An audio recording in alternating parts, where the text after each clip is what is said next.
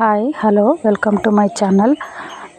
ನೋಡಿ, ನಾನಿವತ್ತು ಈಸಿಯಾಗಿ ಟೊಮೆಟೊ ಬಾತ್ ಮಾಡೋದು ಹೇಗೆ, ಕರೆಂಟ್ ಇಲ್ಲದೆ ಇರುವಾಗ ಟೊಮೆಟೊನ ಮಿಕ್ಸಿ ಮಾಡ್ಕೊಳ್ಳೋಕ್ಕೆ ಆಗದೆ ಇರುವಾಗ, ಹಾಗೆ ಮನೆಯಲ್ಲೆಲ್ಲ ತರಕಾರಿ ಖಾಲಿಯಾಗಿ ಬರೀ ಟೊಮೆಟೊ ಉಳಿದಾಗ ಏನು ಮಾಡೋದು ಅಂದರೆ ಟೊಮೆಟೊ ಬಾತನ್ನು ಈಸಿಯಾಗಿ ಮಾಡ್ಕೊಳ್ಳೋದು ಹೇಗೆ ಅಂತ ಹೇಳ್ಕೊಡ್ತಾ ಇದ್ದೀನಿ. ನೋಡಿ, ಟೊಮೆಟೊ ಬಾತನ್ನು ಕೇವಲ 10 ನಿಮಿಷದಲ್ಲಿ ಬೇಗ ರೆಡಿ ಮಾಡ್ಕೋಬೋದು.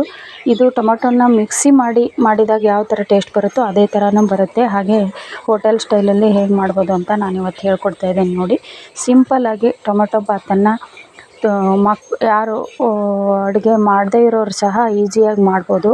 ಔಟ್ಸೈಡಲ್ಲಿ ತಾವೇ ಅಡುಗೆ ಮಾಡಿಕೊಂಡು ಕೆಲಸಕ್ಕೆ ಹೋಗೋರು ಬೇಗ ಅರ್ಜೆಂಟಲ್ಲಿ ಏನಾದರೂ ಒಂದು ರೆಸಿಪಿ ಮಾಡ್ಕೋಬೇಕು ಅಂದರೆ ಇದನ್ನು ಬೆಳಗ್ಗೆ ತಿಂಡಿಗೂ ಉಪಯೋಗಿಸ್ಬೋದು, ಮಧ್ಯಾಹ್ನ ಊಟಕ್ಕೂ ಉಪಯೋಗಿಸ್ಬೋದು, ಎರಡಕ್ಕೂ ಕ್ಯಾರಿ ಮಾಡ್ಕೊಂಡು ಹೋಗ್ಬೋದು. ನೋಡಿ, ನಾನು ಟೊಮೆಟೊ ಬಾತ್ ಮಾಡೋದಕ್ಕೆ 4 ದೊಡ್ಡ ಟೊಮೆಟೊ ಹಣ್ಣನ್ನು ಇಟ್ಕೊಂಡಿದ್ದೀನಿ. ಹಾಗೆ ಟೊಮೆಟೊ ಹಣ್ಣನ್ನು ಸ್ವಲ್ಪ ಸಣ್ಣದಾಗಿ ಹೆಚ್ಕೊಂಡಿದ್ದೀನಿ. 2 ಈರುಳ್ಳಿ, ನೋಡಿ, 1 ಪಲಾವ್ ಎಲೆ, 1 ಇಂಚಿನಷ್ಟು ಚಕ್ಕೆ, 4 ಲವಂಗ, ಸಾಸಿವೆ, ಜೀರಿಗೆ, ಹಾಗೆ ಶುಂಠಿ ಬೆಳ್ಳುಳ್ಳಿನ ಜಜ್ಜಿ ಪೇಸ್ಟ್ ಮಾಡಿಟ್ಕೊಂಡಿದ್ದೀನಿ. 2 ಬೆಳ್ಳುಳ್ಳಿ, 1 ಇಂಚಿನಷ್ಟು ಶುಂಠಿ, ನೋಡಿ, ಸ್ವಲ್ಪ ಕೊತ್ತಂಬರಿ ಸೊಪ್ಪು, ಹಾಗೆ ಕರಿಬೇವು, ಸ್ವಲ್ಪ ಪುದೀನ ಎಲ್ಲವನ್ನು ರೆಡಿ ಮಾಡಿಟ್ಕೊಂಡಿದ್ದೀನಿ. ಹಾಗೆ ಈ ಕಡೆ ಸ್ವಲ್ಪ ಹಸಿ ಬಟಾಣಿ ಇರಲಿಲ್ಲ, ಹಾಗೆ ಒಣ ಬಟಾಣಿನೇ ಸ್ವಲ್ಪ ಸಣ್ಣ ಕುಕ್ಕರಲ್ಲಿ ವಿಷಲ್ಲಿಗೆ ಹಾಕಿಟ್ಟಿದ್ದೀನಿ ಬೇಯಿಸ್ಕೊಳ್ಳೋದಕ್ಕೆ, ಆಮೇಲೆ ಪಲಾವಿಗೆ ಒಗ್ಗರಣೆಗೆ ಹಾಕಲಿಕ್ಕೆ ಅಂತ.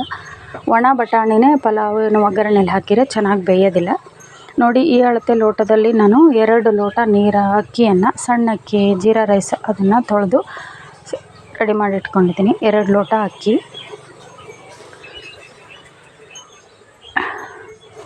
ಸುಮಾರು 1/4 kgಯಷ್ಟು ಅಕ್ಕಿ, 1/4 kg ಅಕ್ಕಿ ಇದು. ನೋಡಿ, ತುಪ್ಪ 2 ಚಮಚ ತುಪ್ಪ. ನೋಡಿ, ಟೊಮೆಟೊ ಬಾತ್ ಮಾಡಲಿಕ್ಕೆ ನಾನು 2 ಚಮಚ ತುಪ್ಪ ಹಾಗೆ ಒಂದು ಸ್ವಲ್ಪ ಎಣ್ಣೆ ಎರಡನ್ನೂ ಯೂಸ್ ಮಾಡ್ತಾಯಿದ್ದೀನಿ. ನೋಡಿ, ಟೊಮೆಟೊ ಬಾತ್ ಮಾಡೋದು ಹೇಗೆ ಅಂತ ನೋಡ್ಕೊಂಡು ಬರೋಣ ಬನ್ನಿ.